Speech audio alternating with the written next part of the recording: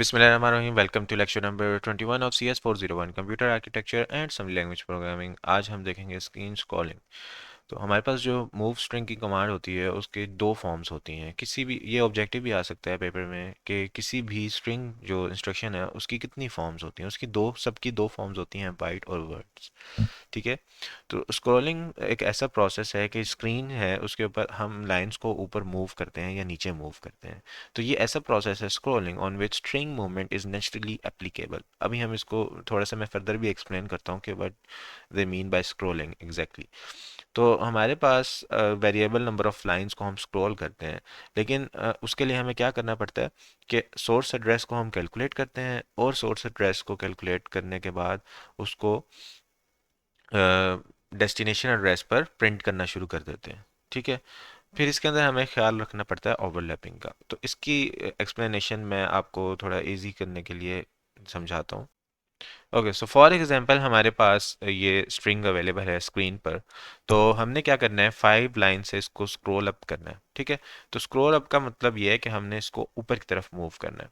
तो जब हम इसको स्क्रॉल अप करेंगे बाय 5 लाइंस तो क्या होगा कि हमारी जो ऊपर वाली 5 लाइंस हैं वो ख़त्म हो जाएंगी। ठीक है।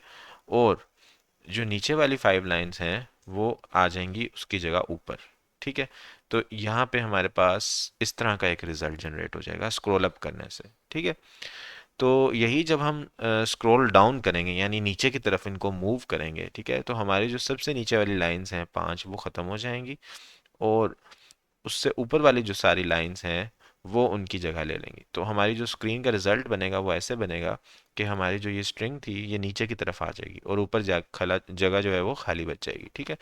तो ये हमारे पास बेसिकली स्क्रॉल अप और स्क्रॉल डाउन होता है।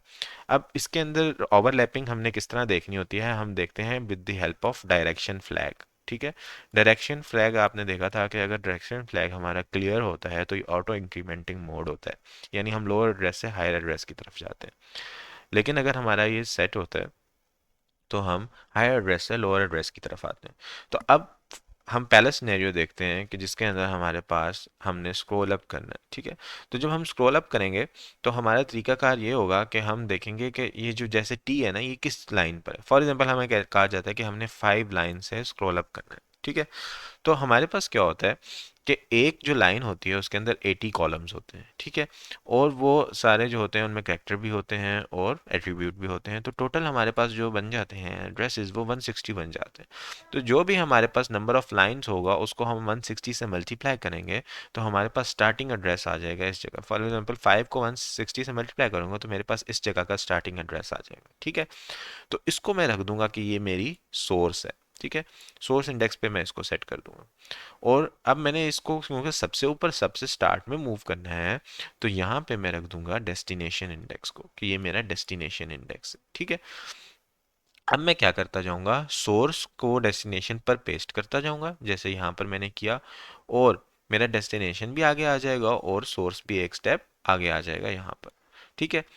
फिर मेरा सोर्स यहाँ पर पेस्ट होगा, इस तरह आगे डेस्टिनेशन मूव करती जाएगी और इसी तरह सोर्स मेरी आगे मूव करती जाएगी। तो इसमें कोई इशू नहीं आएगा। ठीक है। जब तक मैं यहाँ पहुँचूंगा इस जगह पर तो मैं यहाँ पर प्रिंट कर रहा हूँ सी। ठीक है। तो मेरी ये जो पुरानी सोर्स थी इसको मैंने ओवरलैप तो कर दिया। ठीक है। इसके ऊपर मैंने ओवरराइड कर दिया इसको, लेकिन अब मुझे फर्दर इसकी TERAR की ज़रूरत नहीं है क्योंकि मैं इनको ऊपर प्रिंट कर चुका हूँ। ठीक है। अब मुझे इनकी ज़रूरत है आगे वालों की, जिनको मैंने अभी तक ओवरराइड नहीं किया वो यहाँ पर अवेलेबल हैं मेरी स्क्रीन पर। तो ये हमारे पास स्क्रॉल अप में हमारी डायरेक्शन होनी चाहिए कि हम ऊपर से नीचे की तरफ मूव करें। अब जो हमारी दूसरी एग्जांपल है जिसमें हमने स्क्रॉल डाउन करना है वो भी देखते हैं कि हमारे पास ये स्ट्रिंग है फॉर एग्जांपल और इसको हमने स्क्रॉल डाउन किया, हमारा जो रिजल्ट आया वो स्क्रीन पर आया इस तरह से। ठीक है। तो अब इसके अंदर अगर हम ऊपर से नीचे की तरफ मूव करें, पेस्ट करना शुरू करें, ठीक है, तो हमारे पास जो हमारी सोर्स बनेगी वो बनेगी ये। ठीक है। यहाँ से हम स्टार्ट करेंगे टॉप से और डेस्टिनेशन हमारी यहाँ पर आ जाएगी। ठीक है। तो अब क्या किया हमने कि सबसे पहले हम इस सोर्स को डेस्टिनेशन पर प्लेस करते हैं, ये हमारी ओरिजिनल जगह है। ठीक है। इसको पेस्ट किया हमने यहाँ पर तो हमारे पास इधर आ गया सी। ठीक है। या फिर इसको इस अलग से नहीं देखते, इसी जगह पे देखते हैं। फॉर एग्जांपल ये हमारी ओरिजिनल स्क्रीन थी, ठीक है। अब यहाँ पर हमारे पास था ओरिजिनल सोर्स थी हमारे पास, और डेस्टिनेशन जो है हमारे पास वो बन रही है यहाँ पर, ठीक है। तो अब हमने क्या किया कि सोर्स से डेस्टिनेशन पर पहला करेक्टर पेस्ट कर दिया, तो यहाँ पर आ गया हमारे पास सी, ठीक हो गया। अब इसी तरह हम आगे मूव किए, हमारी सोर्स बन गई है, डेस्टिनेशन बन गई है, यहाँ पे आ गया ओ, फिर इसी तरह हम मूव करते गए, ठीक है। तो हम यहाँ पर पेस्ट करते जा रहे हैं, स्क्रॉल डाउन कर रहे हैं बेसिकली। अब जैसे ही हमारी सोर्स यहाँ पर पहुंचेगी और हमारी डेस्टिनेशन यहाँ पर पहुंचेगी, ठीक है, तो हमारी सोर्स ने अब यहाँ पर लेकर आना था टी, जैसे कि आप रिजल्ट में देख रहे हैं इस जगह पर टी है, लेकिन जो हमारी सोर्स है वहाँ पर सी पड़ा हुआ होगा, ठीक है। यानी हमारी जो ओरिजिनल सोर्स थी वो डिस्ट्रॉय हो चुकी होगी, तो इसलिए हम ऊपर से नीचे की तरफ मूव नहीं कर सकते। हमें जब स्क्रॉल डाउन करना है तो हम नीचे से स्टार्ट करें, ठीक है। नीचे से स्टार्ट करके हम सोर्स और डेस्टिनेशन को पिक करके हम नीचे मूव करते जाएं, और जैसे ऊपर से हम नीचे आ रहे थे ना, तो हम बाय द टाइम हम यहाँ पहुंचे थे तो हमारी सोर्स डिस्ट्रॉय हो चुकी थी, लेकिन हमें उसकी ज़रूरत नहीं थी। तो यही सिचुएशन यहाँ पर आएगी, सोर्स डिस्ट्रॉय होगी लेकिन उसकी ज़रूरत ख़त्म हो चुकी तो होगी। इसके लिए अब हम एक एग्जांपल कोड देख लेते हैं। हमारे पास ये कोड है जहाँ पर हमारा जो स्टार्ट लेबल है वहाँ से स्टार्ट हो रहा है move x five push x, यानी हमने क्या किया, एक्स रजिस्टर में वैल्यू 5 पुश कर दी स्टैक पे, यानी हम 5 नंबर ऑफ लाइंस जो हैं उनको स्क्रॉल अप करना चाह रहे हैं। तो हमने फंक्शन कॉल किया, सब रूटीन कॉल की, स्क्रॉल अप की। अब हम देखते हैं कि हमने इस फंक्शन को कैसे डिफाइन किया हुआ है। तो सबसे पहले हमारे पास जो भी हमारे पास रजिस्टर्स की वैल्यू थी हमने उनको स्टैक पे पुश किया, ठीक है। फिर हमारे पास जो 5 है ना उसको हमने मल्टीप्लाई करना है with the number of columns, ठीक है। जिससे यानी एक लाइन में जितने नंबर ऑफ कॉलम्स हैं उससे जब 5 को मल्टीप्लाई करेंगे तो हमारे पास एड्रेस आ जाएगा जहाँ पर भी हमने सोर्स को रखना है, ठीक है। तो हम क्या करेंगे कि AX रजिस्टर में 80 हमने मूव किया, ठीक है, और BP+4 पे हमारा 5 पड़ा हुआ है, ठीक है। तो 5 मल्टीप्लाई बाइट BP+4 करेंगे तो बेसिकली एक्स रजिस्टर के अंदर जो भी वैल्यू है वो इस एड्रेस के साथ मल्टीप्लाई हो जाएगी, यानी वो 580 से मल्टीप्लाई हो जाएगा, ठीक है। फिर हम क्या करेंगे कि एस आई के अंदर वो वैल्यू स्टोर कर देंगे जो अभी हमने मल्टीप्लाई करके कैलकुलेट किया। अभी हमने 80 से कैलकुलेट किया लेकिन हम इसको शिफ्ट करेंगे ताकि ये 160 से मल्टीप्लाई हो जाए, ठीक है। अब हम क्या करेंगे, लेकिन ये हम पोजीशन स्टोर रखना चाहते हैं फॉर फ्यूचर यूज़, ठीक है। तो हम ये क्या करेंगे कि इस पोजीशन को स्टैक पे मूव करेंगे, पुश करेंगे, ठीक है। तो हमने पुश एस आई कर दिया तो अब स्टैक पे ये पोजीशन भी सेव हो गई। अब हमने शिफ्ट लेफ्ट किया एस आई को बाय 1, तो अब हमारे पास सोर्स की लोकेशन आ चुकी है। अब हम क्या करेंगे कि हमारे पास जो नंबर ऑफ स्क्रीन लोकेशंस होती हैं वो 2000 होती हैं, तो सी एक्स में हम रखेंगे 2000 और सब्ट्रैक्ट करेंगे सी एक्स से ए एक्स, यानी कितने वर्ड्स हमने अब मूव करने हैं। क्योंकि देखें हमारे पास टोटल लोकेशंस जो हैं वो 2000 हैं, ठीक है। अब उसमें से हमने सबसे ऊपर वाली कुछ माइनस कर देनी है। फॉर एग्जांपल यहाँ पे हमने 300 माइनस कर देनी है। तो हम क्या करेंगे, सोर्स हमारी यहाँ से स्टार्ट होगी, तो जब हम सोर्स यहाँ से स्टार्ट करेंगे तो हमारे पास जो बाकी जगह बच जाएंगी वो 1700 बच जाएंगी। इस वजह से हम क्या कर रहे हैं कि सी एक्स में से ए एक्स को माइनस कर रहे हैं। अब हमने वीडियो में बेस को असेस करना है, तो हमें एक्स में 0x B800 लोड किया, ई एस सेगमेंट पे उसको लोड किया। अब हम क्या करेंगे कि अपनी डेस्टिनेशन है उसको पॉइंट करेंगे टू द वीडियो बेस, यानी डेस्टिनेशन हमारी बिल्कुल वीडियो बेस के स्टार्ट में आ जाएगी। DI को हम रख देंगे 0, इससे भी बिल्कुल स्टार्ट पे पॉइंट करेगी। अब देखा जाए तो DI हमारा बिल्कुल स्टार्ट में पड़ा हुआ है और हमारा जो SI है वो उस जगह पे पॉइंट कर रहा है जहाँ से हमारी सोर्स स्टार्ट हो रही है, जितनी लाइंस को हमने ऊपर मूव करना है, ठीक है। अब हमने डायरेक्शन फ्लैग को क्लियर कर दिया, वो सारी रीज़न मैं एक्सप्लेन कर चुका हूँ।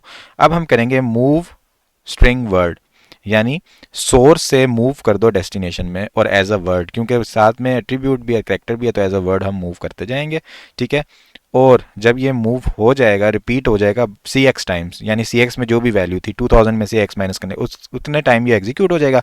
उसके बाद जो बाकी जगह बच जाएगी वहाँ पे हमने जो पुरानी चीज़ पड़ी हुई थी, पुरानी सोर्स पड़ी थी, उसको क्लियर करना है। उसको क्लियर करने के लिए क्या करेंगे, ए एक्स के अंदर 0720 लोड कर देंगे जो कि वाइट स्पेस का कोड है, और पॉप करेंगे सी एक्स को, सी एक्स सेव हो जाएगा, ठीक है। और रिपीट कर देंगे स्टोर स्ट्रिंग। तो सी एक्स में बेसिकली अभी वो वैल्यू आएगी जो यहाँ पर एस हमने पुश की थी एस आई की वैल्यू, यानी फॉर एग्जांपल हमने 300 पुश किया था तो 300 ही वैल्यू यहाँ पे आ जाएगी। यानी इतनी लोकेशंस हैं जो अभी सी एक्स ने क्लियर करनी है, ठीक है। क्योंकि ऊपर जितनी हमने ऐड की हैं उतनी ही हम नीचे से क्लियर करेंगे। तो फिर हम ये वाले एग्जीक्यूशन कर देंगे स्टोर स्ट्रिंग की, तो जो AX रजिस्टर के अंदर वैल्यू होगी वो हमारी इस जगह पे स्टोर होती जाएगी, क्योंकि DI तो पहले ही यहाँ पे पॉइंट कर रहा था after the execution of this command, ठीक है। तो इसके बाद DI वहाँ पे पॉइंट कर रहा था। तो अब हम क्या करेंगे कि वहाँ पे स्क्रीन को क्लियर कर देंगे। तो इस तरह हमारा ये जो सारा कोड है ये एग्जीक्यूट हो जाएगा, ठीक है। तो अगर हम डायरेक्शन फ्लैग को इग्नोर कर देते तो मैंने पहले एक्सप्लेन किया कि टॉप 5 ऑफ द जो लाइंस हैं स्क्रीन की वो रिपीट हो जाती पूरी स्क्रीन के ऊपर। ये ऐसे होता है क्योंकि पहली 5 लाइंस जो हैं वो, जैसे पहली 5 लाइनें थी उनको हम अगर स्क्रॉल डाउन कर रहे हैं तो ये यहाँ पर आ जाती, ठीक है।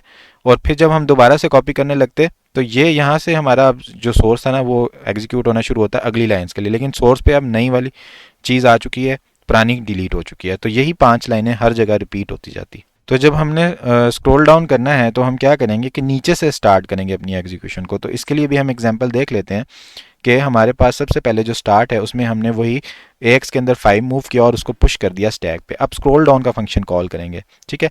स्क्रॉल अप में हम क्या कर रहे थे कि अपनी ये यहाँ तक हमारी सारी चीज़ वही थी, ठीक है, कि हम अपनी SI के अंदर AX की वैल्यू को स्टोर कर रहे थे by the help of the AX register, उसको कैलकुलेट करके मल्टीप्लाई करके, ठीक है। तो अभी हमने मल्टीप्लाई कर दिया, लेकिन अब हमने पुश नहीं किया स्टैक पे। अब हमने क्या किया कि शिफ्ट लेफ्ट कर दिया AX को, ठीक है।